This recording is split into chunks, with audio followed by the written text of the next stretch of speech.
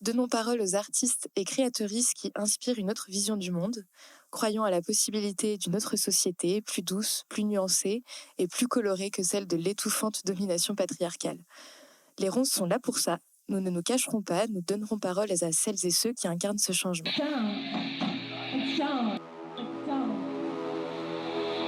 But this time, we will do it by ourselves.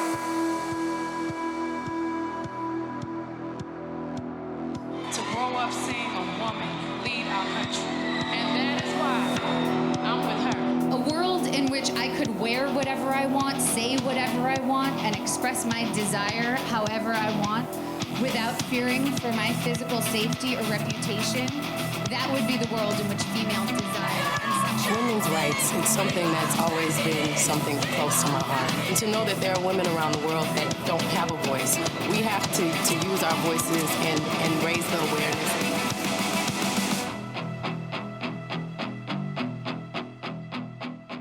Aujourd'hui, c'est une interview un peu spéciale pour moi, parce qu'avec Caliste, on se connaît depuis quelques années, on s'était un peu perdu de vue, mais de se retrouver pour ce projet de podcast, ça m'a vraiment rempli de joie. On s'est rencontrés par des amis en commun au lycée, on s'est souvent croisés dans des soirées. Tu m'as toujours un peu impressionnée, parce que je pense que t'en as pas conscience, mais t'as vraiment un charisme de folie. Quand nos copains ont monté le collectif Interpoète, à ce moment-là, tu faisais un peu de la photo avec Sacha. Et quand vous aviez exposé, pour moi, votre esthétique, elle mêlait à la fois du réel, de l'intime, et avec toujours un peu une nuance de violence. On pouvait sans doute déjà percevoir ton goût pour le jeu et la puissance du travail de la lumière. Toujours est-il que avoir cette créativité à 19-20 ans, c'est quand même super stylé. T'as grandi à Lyon avec ta mère et ton frère, et s'il y a bien une richesse qu'elle vous a transmise, c'est son goût pour l'art. Elle vous emmenait toujours voir des expositions, des concerts, des pièces de théâtre, et en étant prof de français, c'était sans doute pas les livres qui manquaient chez vous. Il a fallu quelques années pour que tu choisisses de te professionnaliser dans le spectacle vivant, parce que la peur de la précarité, on connaît, mais en tout cas, la licence art du spectacle à Lyon 2 t'a ouvert à ce monde-là. Et après la fac, tu as réussi le concours d'entrée à l'ENSAT, et tu as fini ta formation lumière là-bas. Aujourd'hui, tu travailles avec différentes compagnies et le hasard ou pas est que c'est majoritairement avec les femmes.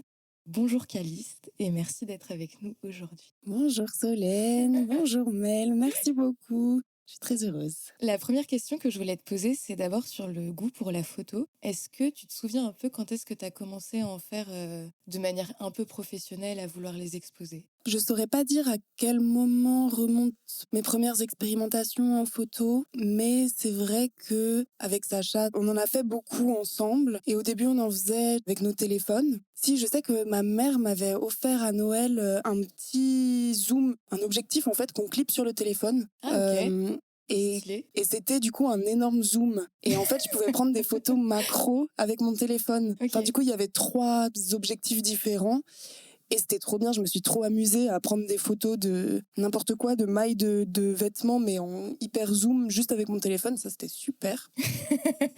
J'aime trop le zoom, en fait, je trouve ça hyper intéressant. Le fait de se plonger dans l'image. Ouais, de se plonger dans une image qu'on n'est pas habitué à voir comme ça. Je me demandais aussi si à ce moment-là, tu étais déjà dans le projet de rentrer à l'ENSAT et que tu commençais un peu à travailler sur la création lumière et tout ce que ça englobe. Non, j'en étais pas encore là, mais j'en étais à quand même me questionner sur la place de la lumière dans la photo. Ouais. J'étais en art du spectacle à Lyon 2, en théâtre et danse.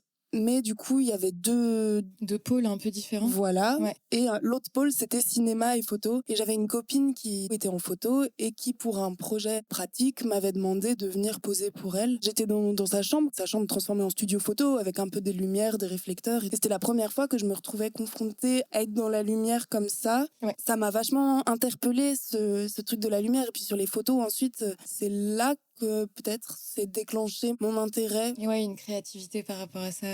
Parce que du coup, après ce truc où j'ai été modèle photo, et j'ai voulu faire cette série de portraits de moi sur un mois avec du coup la lumière qui faisait des endroits différents, ouais. Oui, l'idée c'était de refaire le parcours de la Lune. Oui, c'est ce dont je me souviens. Ouais. On a essayé plein de trucs. Je crois que finalement c'était avec une bougie. Ah ouais. Je crois. C'est pas mal. Mais que du coup chaque jour on plaçait autour de ma tête un tout petit peu différemment pour faire le parcours. En vrai, c'est pas ridicule, c'est un essai. C'est c'était pas con. C'était mignon. Mais j'étais pas encore, il me semble, dans cette perspective de l'ENSAT. Ça, c'est arrivé durant ma dernière année de fac, en fait.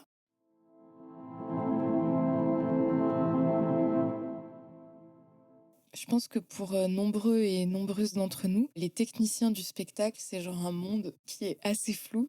Du coup, est-ce que tu pourrais nous expliquer un peu ce que c'est le rôle des techniciens lumière? Oui, donc pour un spectacle, disons qu'il y a plusieurs endroits d'où la lumière est gérée. Il y a d'abord l'installation technique, il faut monter les projecteurs, il faut les câbler, il faut les adresser, faire en sorte qu'on puisse les contrôler. Les projecteurs, ils sont reliés à une console.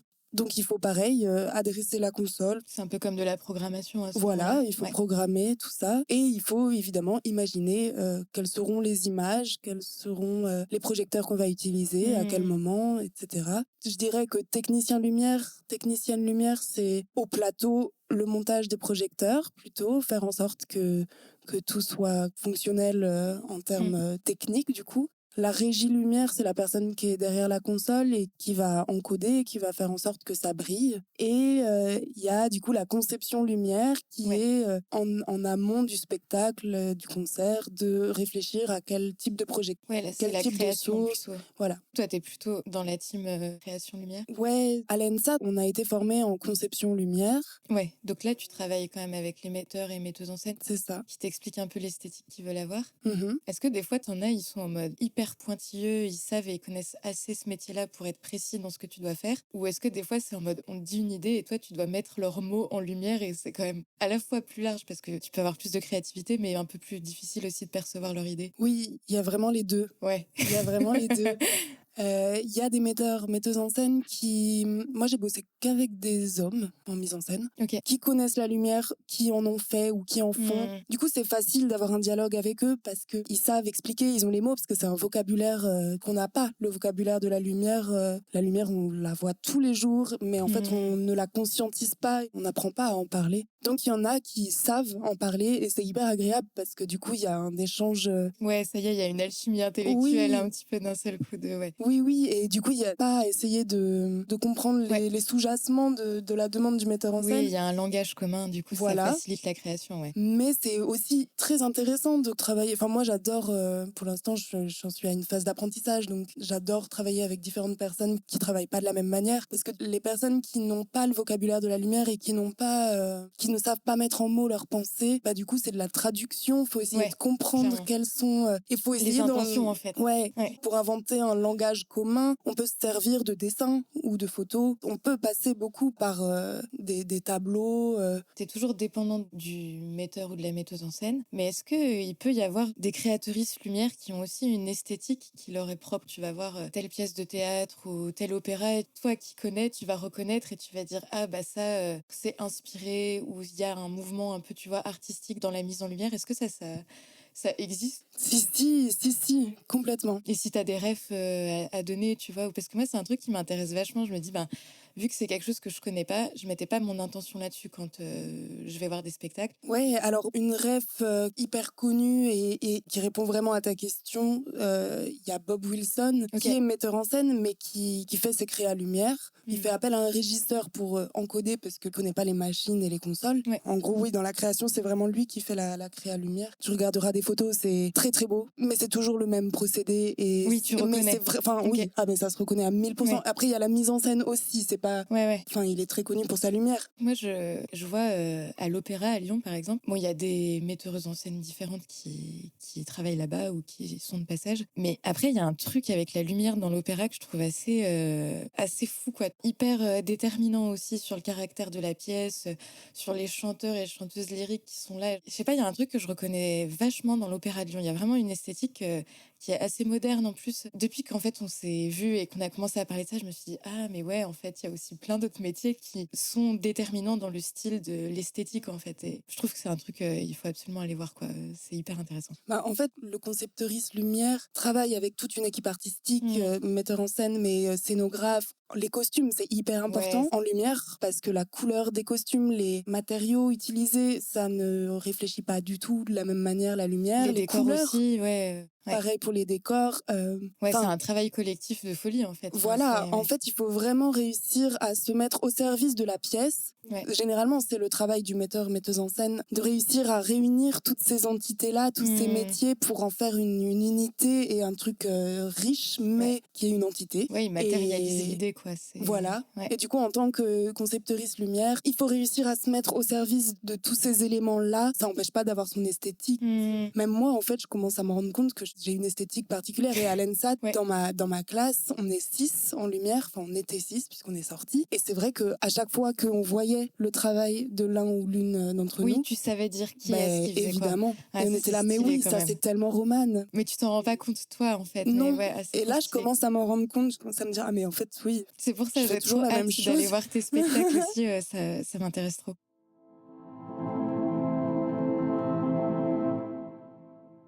On va revenir un peu en arrière. J'aimerais bien que tu nous racontes ta première expérience en tant que technicienne. À ce moment-là, tu n'étais encore pas à l'ENSAT. J'aimerais bien que tu nous expliques un peu comment tu as découvert aussi l'arrière de la scène dans les concerts et dans tous ces événements-là, quoi. Oui, alors j'étais du coup à la fac avec une copine, on voulait faire le festival. Elle m'a dit, viens, on essaye de s'inscrire en bénévole. C'est ce qu'on a fait et on a demandé à être en technique de la scène. Ouais. Technique de la scène, je savais pas trop ce que ça voulait dire. Il fallait donner ses motivations et j'ai dit que j'étais en art du spectacle, que j'étais passionnée par la scène, que voilà, j'avais envie d'apprendre des trucs, mais j'avais pas bien compris ce que Dans quoi c'était. tu te lançais, quoi. Voilà. En mode, vas-y, ça a l'air stylé, j'ai envie d'apprendre, Oui. mais... Ouais. Et du coup, je me suis retrouvée là-bas avec du coup ma copine Tess. Et donc, on était en montage en fait. La scène était déjà montée parce qu'il y avait eu plusieurs jours de pré-montage. Mais là, c'était le moment où on accrochait les projecteurs, où on installait la régie à l'autre bout derrière les spectateurs et qu'il fallait faire courir tous les câbles. Et je connaissais rien du tout. Oui, alors quand même, pour préciser, ça en dit un peu long sur... Bon, ils ont peut-être pas le choix non plus, on sait pas trop la structure économique, comment ça fonctionne. Mais du coup, ils choisissent quand même des bénévoles plutôt que des intermittents pour faire ce travail-là. Donc à la fois, ok, trop cool, ça permet de faire découvrir des métiers, mais il faut que ce soit quand même bien dosé. Et je pense qu'effectivement, tu t'attendais pas à ce que ce soit cette responsabilité, entre guillemets, que t'aurais en faisant du bénévolat là-bas, quoi. On arrive, donc on nous avait rien expliqué. En plus, on savait qu'on était là en technique de la scène. On arrive le matin, 9h, on retrouve l'équipe. Donc il y avait aussi des intermittents, heureusement, évidemment. On arrive et là, le régisseur général nous dit, bon, vous avez vos chaussures de sécu. Tu n'avais jamais entendu parler. Mais qu'est-ce que c'est que ça, des chaussures de sécu? J'avais mes petites Converse là. Déjà, j'avais des chaussures fermées parce que moi, l'été, je suis tout le temps en sandales. Je m'étais dit, bon, vas-y, je vais bosser, je vais mettre quand même des petites baskets un peu légères. J'avais des chaussures en toile. Il était choqué en fait. Et... Ouais, mais tu vois, moi à ta place, genre, je me serais pas dit ça, tu vois, genre tu connais pas le milieu. Ah, mais bien sûr. C'est quand même fou qu'on voulait pas un minima préciser, quoi. Mais évidemment, on a eu zéro info, mais je sais pas, ça, bon. Donc le régisseur, il se rend compte que peut-être la moitié des bénévoles, ils ont pas de chaussures de sécurité. Oui. Après, on n'était pas hyper nombreux parce qu'il y avait 3 scènes et on était sur une scène, on devait être, je pense, 4-5 bénévoles. Ok. Et il y avait plutôt 6-7 intermittents. Ok. Heureusement, il n'avait pas une équipe de 20 bénévoles à gérer Oui, parce je pensais qu'en que fait, c'était pour ça, en lui, fait. non. Je me suis dit, ah ouais, coup dur pour lui, quand même. Non, on devait être 4, je pense, bénévoles. Mais déjà, 4 bénévoles, c'est dur à gérer. Moi, j'y connaissais rien. Il y en avait une qui avait déjà fait l'année d'avant, du coup, et qui était intéressée par la lumière. Et Tess et moi, c'était la première fois qu'on faisait ça. On avait tout à apprendre. Tu l'as vécu comment, toi, à ce moment-là? J'ai adoré. Ah ouais. Bon, en vrai, tant mieux, hein. J'ai adoré. Je découvrais un monde complètement. Ouais. J'étudiais du coup l'art du spectacle à la fac. Je faisais des analyses d'œuvres, l'histoire du théâtre, etc. Et là, tout d'un coup, je me rends compte de ce que c'est que de monter un spectacle, de monter une scène. J'ai tellement aimé. J'ai tout appris. Enfin, tout appris. Je veux dire, j'imaginais même pas que c'était comme ça que ça fonctionnait. Ouais, du coup, j'ai découvert et c'était... Et en fait, voilà, ce que j'aime beaucoup, c'est le côté physique, pratique, matériel ou palpable, en fait, d'accrocher des choses, de faire courir des câbles et d'utiliser son corps pour faire un concert. Je trouve ça hyper chouette. Et donc, non, moi, j'ai beaucoup aimé. Est-ce que tu te souviens un peu du type de personnes qui bossaient dans tout ce qui était technique, plus à l'arrière? Est-ce que c'était plutôt des mecs, des meufs, la moyenne d'âge? Ouais, je me rappelle que moi, je bossais, j'étais sondière. J'ai installé les backlines. Ouais, mais notre ingé son doit savoir ce que c'est, moi, personnellement. Ok, d'accord, c'est au niveau des instruments. Et les retours aussi. Enfin bref, on a fait courir les câbles. Donc moi, j'étais plutôt en son. C'était une ingé son. Très sympa, très sympa, mais voilà, elle se retrouve avec des bénévoles qui connaissent rien. C'est quand même, c'est dur. Enfin, en fait, surtout un événement de cette ampleur-là, il y a beaucoup à faire, il y a beaucoup de stress et tout. Ouais. T'as pas le temps normalement d'apprendre, d'expliquer les choses aux gens. Donc il y avait cette femme-là, et je crois que le reste c'était que des hommes. Je crois que le reste, c'était que des hommes. Il y avait du coup le régisseur général, il y avait les machinaux. En lumière, je me souviens pas, mais j'ai le souvenir de qu'une seule femme. Et en bénévole, on était 3 meufs. Je crois qu'il y avait un mec. Et après, les intermittents, c'était plutôt des hommes, il me semble. Ouais. Bah, de toute façon, ça c'est assez représentatif dans le bénévolat, c'est quand même très souvent des meufs. Est-ce que c'était des mecs trentaine, quarantaine ou il y avait tout âge confondu dans ce milieu? Moi, le souvenir que j'en ai, c'est exactement, Le cliché qu'on en a. quand j'arrive dans un théâtre ou dans un lieu, le type d'homme qu'il y a. Quarantaine, blanc. J'ai quand même checké un peu sur le site de notre cher gouvernement, ministère de la Culture, les chiffres. Alors là, le rapport, ça date de 2023, je n'ai pas trouvé pour 2024. Mais dans le domaine technique, dans le spectacle vivant, c'est 70% des mecs qui travaillent là-dedans. En vrai, il y aurait plein de notions à aborder pour expliquer pourquoi c'est un métier qui est masculin. C'est pas juste une question de ah ok bon bah on engage des gens parce que c'est des hommes. Il y a vraiment toute une construction sociale par rapport à ça. Mais ça reflète aussi toute cette contradiction que dans l'enseignement scolaire, il y a quand même pas mal de meufs qui étudient ça, mais que dans le milieu du travail, ça reste toujours majoritairement des mecs. Mais dans la technique, c'est encore vraiment plus accentué que dans l'interprétation. Donc c'est pour ça que je me dis, ouais, quand t'as 20 ans, que t'arrives un peu dans ce domaine-là, faut quand même te faire un peu les épaules, quoi, parce que ça peut être vite impressionnant et on peut vite te stigmatiser aussi un peu, ouais, t'es la petite meuf de 20 ans qui vient bosser avec des mecs de 40 ans, quoi, qui connaissent le métier et qui vont tout apprendre. Donc j'imagine que ça doit être un peu indèle dans les premières expériences que tu peux avoir aussi dans ce domaine-là. Ouais, mais je crois que ça m'amuse un peu, moi. Ouais, mais tu fais bien de le prendre comme ça aussi.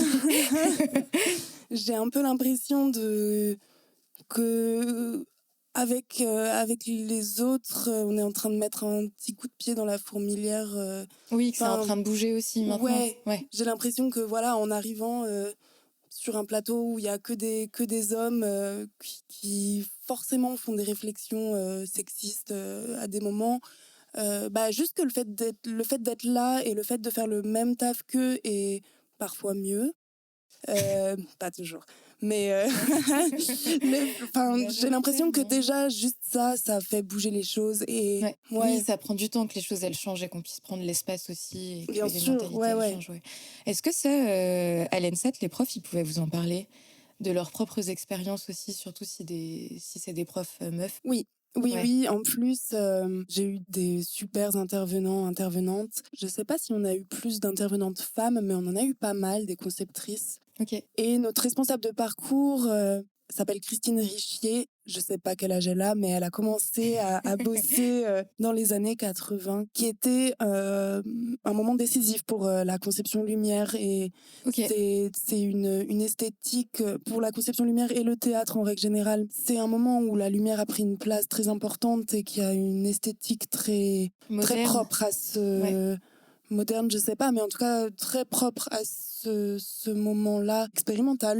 Oui, de toute façon, les années 80, c'était trop le feu pour la culture parce qu'il y avait de la thune et du coup, on les finançait pas mal. Et très souvent, autant dans le théâtre, cinéma, danse, musique, il y a plein de trucs qui ont émergé un peu dans ces années-là. Oui, et du coup, elle a commencé, une jeune femme dans ce milieu-là. C'était la seule femme, vraiment. Ouais, à franchement, cette époque-là, je me dis, ouais, il y a 40 ans, ça devait être... Ouais. Franchement, d'elle, ouais. Et voilà, elle nous a parlé du fait que, en fait, il fallait qu'elle prouve qu'elle méritait sa place. Il fallait qu'elle prouve que elle pouvait porter des trucs, qu'elle pouvait grimper, qu'elle avait les capacités. La question de la légitimité. Ouais, bien sûr. Ouais. Et ce qu'elle racontait, moi, je le ressens encore un peu aujourd'hui. Porter des trucs lourds, il faut que je montre que j'en suis capable. Enfin, j'ai l'impression qu'il faut que je montre que j'en suis capable. Moi aussi, je me demandais si dans les écoles d'art, vous le faisiez, de parler du droit du travail, statut d'intermittence. Moi, dans mon cursus artistique, dans les conservatoires, on n'en parlait pas du tout parce que si t'es intermittent, tu représentes l'échec et la seule réussite, c'est entrer dans un orchestre. Donc, vu que ça dépend de l'État, c'est quand même assez facile au niveau des statuts. Je trouve que c'est quand même un monde, l'intermittence. Et je me demandais si ça, vous en parliez aussi, là où tu as été formée, quoi. Oui, Ouais, oui, ça, oui, c'est on a cool. eu pas mal de cours. On a eu quand même des cours d'administration, Ok, gestion de compagnie, gestion de budget, de contrat. Bon, c'était pas des cours approfondis, mais en fait, moi j'ai l'impression d'avoir... ça t'a donné les clés pour Ouais, avoir ton ouais. indépendance après, ouais. On a eu ça Ouais, et ça, on c'est a cool. aussi eu une rencontre avec Pôle emploi. Enfin, oui. France Travail Non, maintenant. oui. Mais Pôle emploi pour les intermittents. C'est vrai qu'il y a un Pôle emploi / France Travail qui existe spécifiquement pour l'art du spectacle vivant. Oui, c'est ça, qui gère le régime de l'intermittence. On a été pas mal, pas formés, mais Informés, en tout cas. on a été hyper informés Ouais. sur, Ouais, ça, c'est sur le cool. statut et sur les démarches, les choses.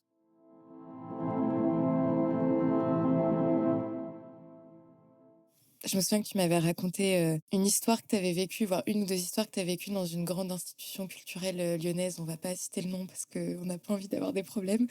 Si tu vois ce dont je parle, j'aimerais trop que tu nous racontes un peu ça. L'exemple type du sexisme ordinaire quand tu es en technique en tant que meuf. Je pense que j'en ai plusieurs, mais là, effectivement, ça m'est arrivé il y a pas très longtemps. J'étais dans le bureau pour gérer des histoires de planning avec un autre intermittent, donc on était tous les deux là. Et donc notre boss qui gère les plannings, qui regarde son ordinateur et tout. Et il faisait hyper chaud dans son bureau, donc j'enlève mon pull.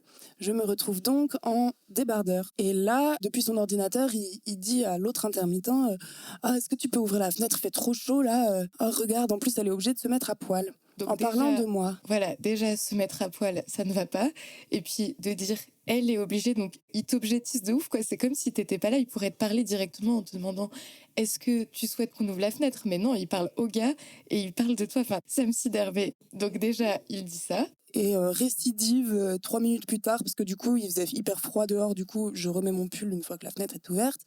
Et là, il dit, il reparle à l'autre intermittent en disant ah, c'est bon, il fait assez froid, ferme la fenêtre. Regarde, elle a été obligée de remettre son pull. Moi, j'avais rien à dire, je crois, mais j'étais un peu C'est chiant, éberluée. quoi. Ouais. Et tu m'avais raconté aussi une fois que, exemple type, tu vois, je sais pas qui est-ce qui venait là, mais il serrait la main à chaque personne intermittente et qui était, je crois, que des mecs et t'étais la seule meuf. Et à toi, il l'a pas fait ça. Il t'a pas serré la main, je crois. Oui, oui. En fait, très, très, très souvent, je sens que je suis une femme dès la première minute, parce que dans un lieu, on se dit bonjour quand on arrive. Il y a toute l'équipe qui va bosser dans la journée et que effectivement, les hommes, ont tendance à ne pas me dire bonjour de la même manière qu'aux autres.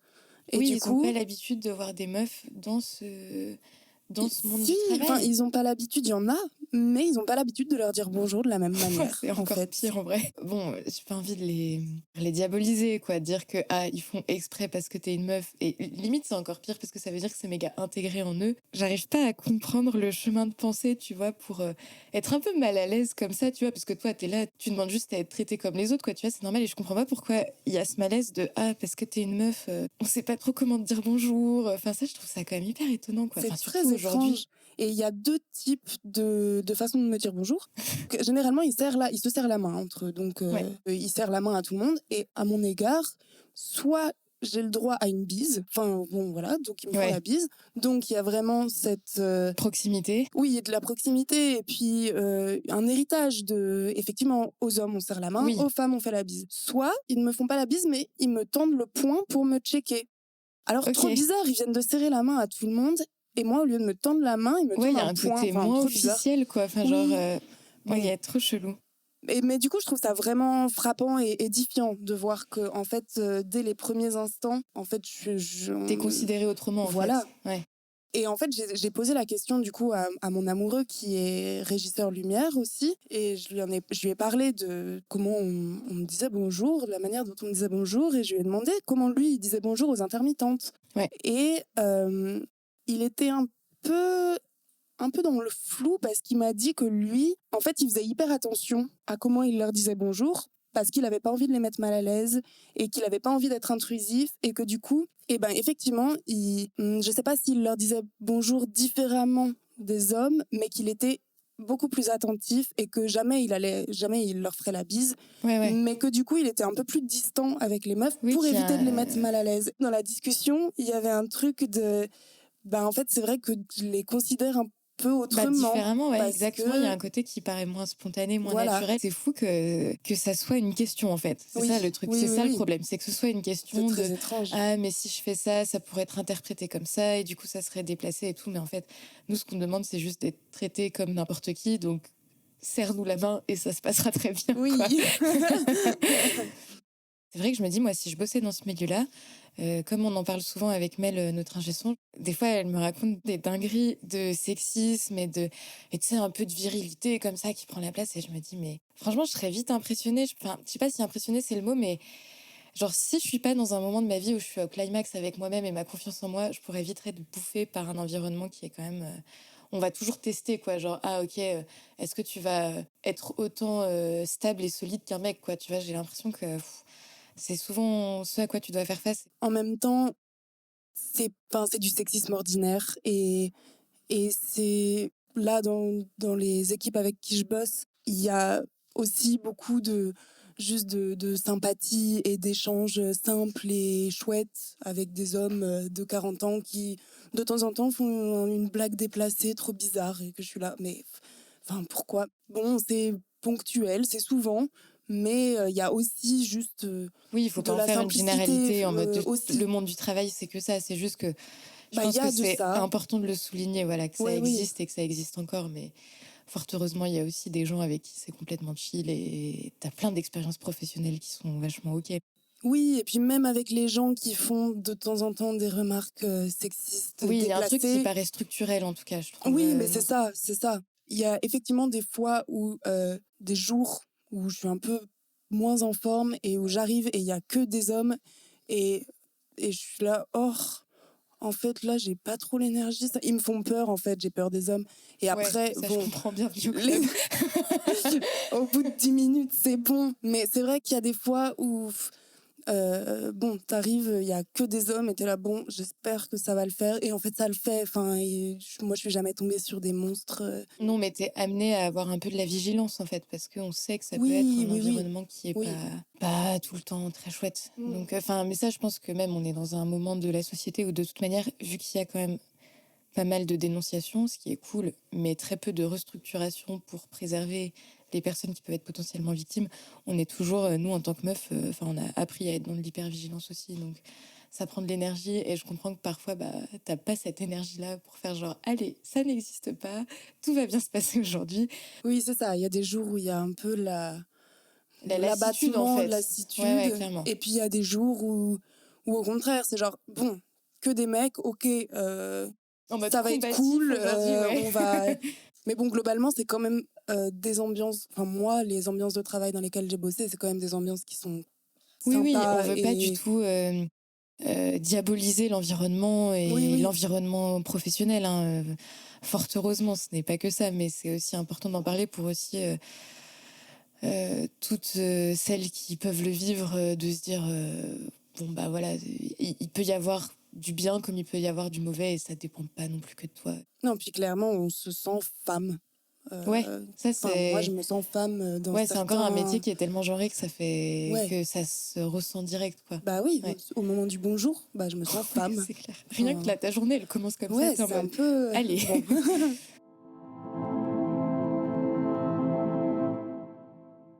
Tu m'as parlé d'un voyage que tu avais fait en Inde. C'était à la fin de tes études et vous étiez partis un mois. C'était une tournée quand même parce que vous faisiez un spectacle qui bougeait pas mal.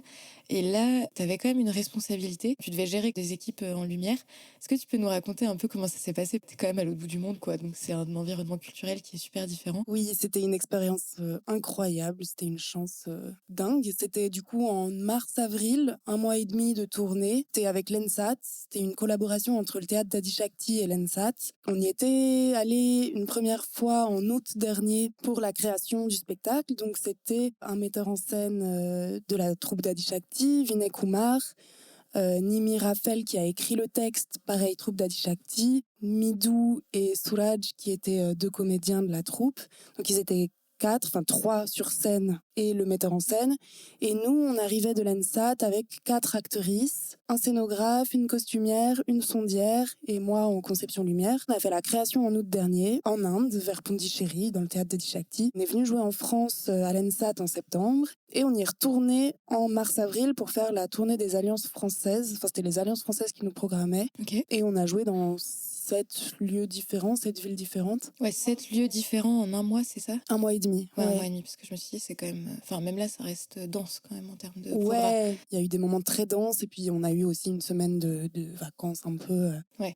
Mais ouais, c'était intense. C'est moi qui ai fait la création. Et là, mon taf, c'était de la régie de tournée. Donc, c'était à partir de mon plan de création, dans chaque lieu, de réussir à adapter, à mettre mes projecteurs là où je pouvais sur les perches qui existaient. Est-ce que tu as eu un peu cette phase de on va recréer autre chose parce qu'il y a des choses auxquelles tu t'attendais pas Heureusement, on savait qu'il y avait peut-être une tournée. J'ai pensé la créa en fonction de ça? en fonction de ça. Ouais. Et effectivement, ce qu'on avait à l'ENSAT, c'était un très grand plateau. On avait plein de matos.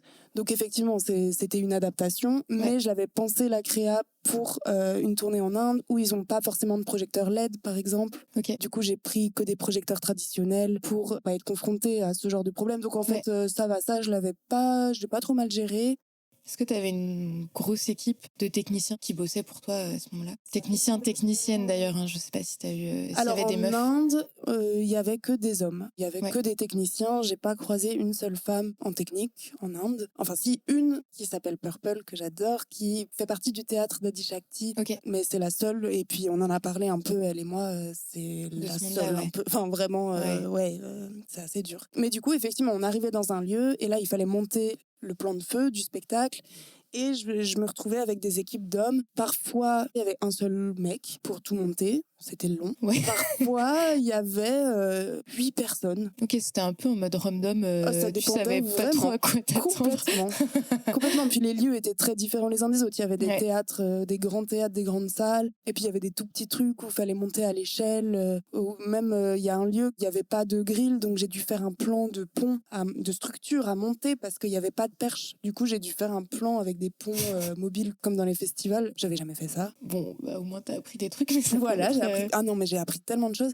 Mais du coup, effectivement, que des hommes. Et t'avais le qui rôle ne- de leader, enfin de Ah bah oui, devoir là, gérer. c'était donc, moi qui leur disais. qui tu devais plus ou moins donner des ordres. Ouais, Ouais, comment t'as pris ce rôle-là? Est-ce que c'était la première fois aussi où t'avais un peu ce côté de délégué? c'était pas la première fois, mais c'était clairement dans mes premières expériences. Ça Ouais. faisait partie de mes premières expériences. Ça s'est quand même bien passé. Alors le truc aussi, c'est qu'ils parlaient pas tous anglais. Ouais, il y a aussi là la communication, le ouais. langage. Ouais. Généralement, dans l'équipe, il y en avait un qui comprenait l'anglais ou qui le parlait, et puis d'autres qui ne le parlaient pas du tout. Donc, il y avait quand même la langue qui était compliquée. Et effectivement, j'étais une femme. Et en Inde, c'est quand même une culture très, très différente de la nôtre. Ouais.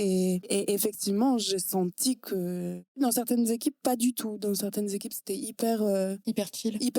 hyper OK. Et puis dans d'autres, je sentais que j'étais une femme. Le premier spectacle qu'on a monté, ils étaient 2. C'était des conditions très chiantes. Ils devaient tout monter à l'échelle. Et en fait, quand tu montes à l'échelle, les projecteurs, ils pouvaient pas descendre les perches. Du coup, ils montaient à l'échelle d'une échelle... Ouais, ils étaient pas dans norme des de conditions de sécurité, travail là, de horrible, folie. Ouais. horrible. C'était très long, très laborieux. Et en fait, je leur parlais. Ils parlaient anglais. Hein. Je leur parlais. Ils ne me répondaient pas. Ouais, et du coup, ils parlaient c'était entre eux et ils parlaient pas spécialement. à moi, non. Moi, ils me parlaient pas du tout. Ah ouais, Et ça devait être un ça peu chiant, passait ça. par le tourneur. Ouais. On avait un tourneur qui parlait anglais et puis hindi, mais bon, là c'était de l'anglais. Je demandais un truc en anglais, le tourneur répétait ce que je venais de dire Oui, en anglais. parce que vu que c'était un homme, il était plus légitime Moi, de c'est vraiment demander la quelque sensation chose. que Ouais. j'ai eue. Hein. Là, ce premier spectacle, il y a eu un problème technique. Ils avaient installé tous les projecteurs, ça a pris des plombes, c'était méga long. Bon, on branche la console et là, j'ai pas la main sur les projecteurs. Les projecteurs s'allument de façon complètement anarchique, ils clignotent et tout. Je leur dis, là, j'ai pas la main. Je connaissais pas la console, mais j'avais lu la notice et c'était un petit truc. Oui, J'étais pas sûre de moi à 100%, mais j'avais fait ce qu'il fallait. J'avais revu plusieurs trucs. Enfin, j'avais fouillé la console, j'avais pas la main. Donc je leur dis ça. Je leur dis, je pense qu'il y a un problème dans le DMX vite. Ils me disent non, il n'y a pas de problème dans le DMX. Ça a duré 1h30. Ils connaissaient pas non plus la console. Ils connaissaient rien à la console. Du coup, le mec appelle son pote qui connaît la console. Ça a duré 1 heure. Il était au téléphone, il lui montrait la console. Il appuyait sur les boutons, il faisait exactement ce que j'avais fait. Oui. Pour qu'au bout d'1h30, il change le DMX et c'était ça. Et enfin, bon. C'est pas pour avoir un regard européen, occidental sur l'Inde et dire ton expérience en Inde, elle était différente en Europe. À chaque fois de tes expériences, tu fais face au sexisme en mode toi tu sais, mais vous allez perdre du temps parce que vu que t'es une meuf, on va considérer que t'as tort pour qu'au final, il fasse exactement ce que t'avais demandé à la base, quoi. Oui, c'est Donc, un peu énervant. Mais en même oui. temps, c'est un peu satisfaisant parce que t'es là. Ah, t'as un petit côté problème de d'égo à la fin. DMX. Ah, d'accord.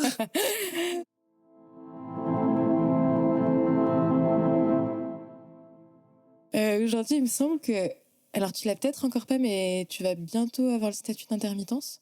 Enfin, que tu commences à faire assez d'heures. Tout est relatif, mais ouais, dans quelques mois. Et que tu bosses pas mal pour des compagnies aussi en ce moment. Et que la vie fait que c'est quand même souvent des projets de meufs. Oui. Est-ce que tu peux nous en parler un petit peu? Là, récemment, j'étais en résidence avec la compagnie La Tranchante, Ouais. qui a été montée par Salomé et Louise, Salomé Chabouzy et Louise Forêt. Et ça, c'est un projet où il y a aussi une danseuse, Florine Debord, et Jeanne Chochera, qui est une amie Oui. en commun, qui est en son sur ce projet. Effectivement, là, on se retrouve à être 5 meufs. Le spectacle s'appelle Femmes qui parlent vite. Oui. C'est un poème d'Anne Waldman hyper beau qui décrit plein de femmes. Le sujet Oui, il y de a la aussi une pièce volonté, déjà ouais, clairement. et Et ça, donc vous allez faire une représentation à Lyon en février, à c'est la ça? Ricamarie, au centre culturel de la Ricamarie vers Saint-Étienne. Vers Saint-Étienne, ok. Ouais. Là, il y a quelqu'un d'autre qui m'a contactée, qui est comédienne, s'appelle Mathilde Anquez, qui va faire un spectacle sur la maternité et la peur de la maternité par rapport au statut d'artiste. Ok. Un peu. Bon, j'ai pas encore tous les éléments, on s'est juste eu au téléphone, on en a un peu discuté, mais donc voilà, c'est encore un sujet propre au fait d'être une femme. Son équipe est surtout constituée de femmes. Et en fait, j'ai l'impression que dans ces compagnies où je me retrouve, entourée de femmes, c'est pas une volonté, enfin, c'est pas un truc... Oui, c'est pas un critère de non. sélection pour te dire ok, je vais Non, travailler là-dessus. C'est juste Mais- aussi qu'il y a un réseautage qui se Voilà. fait aussi et que ça devient ton environnement professionnel, ce qui est quand même assez chouette. Oui, c'est chouette. Mais je travaille aussi avec des compagnies mixtes. Oui, bien mais sûr. c'est vrai que ça m'a un peu fait réagir quand j'ai vu que en fait là il y avait 2-3 compagnies qui m'embauchaient où il y avait que des meufs et bon, mais le sujet aussi Ouais. des pièces. Puis il y a aussi une esthétique différente qui s'en dégage entre le regard des meufs et le regard des mecs sur certains sujets. Oui. Mais ça a l'air trop intéressant, en tout cas, le deuxième projet aussi dont tu as parlé là sur être artiste et en même temps la place d'avoir un enfant ou pas. Bon, je fais une petite parenthèse, mais là, à la fac, j'avais un doctorant qui était venu parler de sa thèse et c'est plutôt tout ce qui est musique savante. Alors, il est en train de l'écrire, donc il a plein d'approches différentes, mais à un moment donné, je l'ai trouvé trop stylé parce qu'il parlait, il avait retrouvé, notamment dans tout ce qui était ordonnance médicale, déclaration entre guillemets de congé, comment les chanteuses d'opéra, elles faisaient quand elles avaient leurs règles ou quand elles voulaient avoir un enfant ou quand elles étaient en incapacité de travailler. Fun fact, elles perdaient leur travail en général. Il y a aussi cet héritage-là de partir de quand on est légitime de mettre un peu de côté son travail pour pouvoir avoir un enfant et pourquoi on est obligé de mettre son travail de côté pour ça. Donc tiens-moi au jus de ce projet-là parce que je trouve que c'est trop chouette. L'angle par lequel elle l'attaque a l'air vraiment chouette. En fait, elle part d'une peintre qui voulait pas d'enfant et qui est morte très peu de temps après avoir eu un enfant. Ok. Un enfant qu'elle a prénommé Mathilde, donc comme la comédienne écrivaine de la pièce. Et donc elle fait le lien entre cette femme et sa mère à elle, qui peignait, qui dessinait et qui a arrêté quand elle est tombée enceinte de Mathilde. Je trouve ça super joli. Ouais. Elle fait le lien avec elle aussi, qui est une artiste comédienne qui n'a pas encore d'enfant, mais qui a peut-être le désir et la peur. Et Tout ce ça a que l'air la super question de la chouette. maternité questionne, ouais. Là, c'est genre en création ou tu sais un peu quand est-ce que ça va être programmé? Non, pour l'instant, c'est vraiment... C'est vraiment la création. C'est vraiment des résidences de jeu pour l'instant. Ok. Et elle m'a contactée il y a pas très longtemps printemps, je vais la rencontrer normalement en décembre, mais c'est pour fin 2025. Ok, ouais, il y a encore le temps, ouais. Et je me demandais si tu continuais un peu à faire de la photo aussi, parce que je t'avoue, je reste attachée à ce que tu faisais à cette époque. Et souvent sur ton Insta, des fois, tu mets des trucs. Je trouve que ça vaut trop la peine d'être vu. Une fois, tu avais fait un défilé de photos avec des standards ou un truc aussi avec les poubelles. On voit l'intimité dans les poubelles des gens. Je me demandais si tu continuais un peu à en faire. En fait, j'ai toujours l'appareil photo qu'on avait acheté avec Sacha, mais je le sors très rarement. Mais avec mon téléphone, je prends des photos très régulièrement. Très souvent, je me balade et puis je m'arrête et je prends une photo et puis je continue. Je fais jamais des sorties avec mon appareil photo, mais j'ai toujours... Ouais, dans ton quotidien, il y a toujours un moment où tu veux en faire, ouais. Il y a un moment où je vois quelque chose qui m'interpelle et que j'ai envie de le photographier et je le fais. Est-ce que tu as envie de partager un projet ou un réseau où on peut te suivre, que si les gens ils veulent bosser avec toi, ils puissent te retrouver? Ouais, je dirais mon Instagram. Ouais, ton Insta. Je disais sur mon Instagram, je mets à la fois des photos Il est trop stylé. que j'aime bien et à la fois des photos de spectacle et de lumière. J'avais fait ce compte en me disant que j'allais essayer de mettre surtout de la lumière pour en faire un espèce de book qui montre un peu ce que je fais en lumière de spectacle. Ton Insta, c'est Caliste Lestra? Oui, c'est ça. Ok, bon, on le partagera parce que ça vaut la peine d'être vu. Avant de se quitter, j'aime toujours demander à notre invité si en ce moment il écoute un ou une artiste en particulier. Enfin, est-ce que tu lis, tu regardes? Je suis en train de lire un bouquin que j'aime beaucoup lire. Ça s'appelle Le plaisir quand les femmes en parlent, de Elisa Brune et Yves Féroul. Ah, j'adore Elisa Brunet. C'est une étude sociologique plutôt qualitative sur 314 femmes et elle demande à ce que... Enfin, c'est plein de questions. Du coup, c'est un questionnaire qui était en ligne. C'est pas très représentatif, elle le dit bien, de ce que c'est que le plaisir des femmes. C'est juste des questions sur, je sais pas, là j'en suis à décrire quelle image pourrait le mieux évoquer un orgasme. Okay. Et du coup, c'est ces plein femmes de questions qui comme répondent, qui répondent leur image, qui mettent une image sur l'orgasme, et c'est trop joli. Une mer démontée et le bruit des vagues contre le sol lorsqu'elle s'écrase sur le sable. C'est assez incroyable, je trouve. Et ça, c'est hyper chouette à lire. Ça me fait du bien de lire un truc sur le plaisir juste et l'orgasme. Et il y a des trucs hyper déprimants parce qu'il y a plein de moments où les femmes... Il y a une question sur la simulation. Est-ce que vous simulez ? Et ça, c'est terrible parce qu'il y en a plein qui disent oui pour que ça en finisse. Ouais. C'est bon. Ça m'a grave donné envie de le lire et puis on le mettra dans les refs de l'épisode. Ouais. Parce que ça a l'air d'être vraiment pas mal. Ouais, c'est très chouette. Et sinon, il y a une artiste en ce moment que j'aime bien écouter qui s'appelle Michelle Gourevitch. Ok. C'est une chanteuse. C'est hyper beau. Elle a une voix incroyable. Je connais pas. Et on regardera tout ça. En tout cas, merci pour ce moment. Merci à vous. C'était trop chouette. Oui. Donc, merci d'avoir partagé toutes ces expériences. C'était un plaisir. Merci, c'était un plaisir pour moi.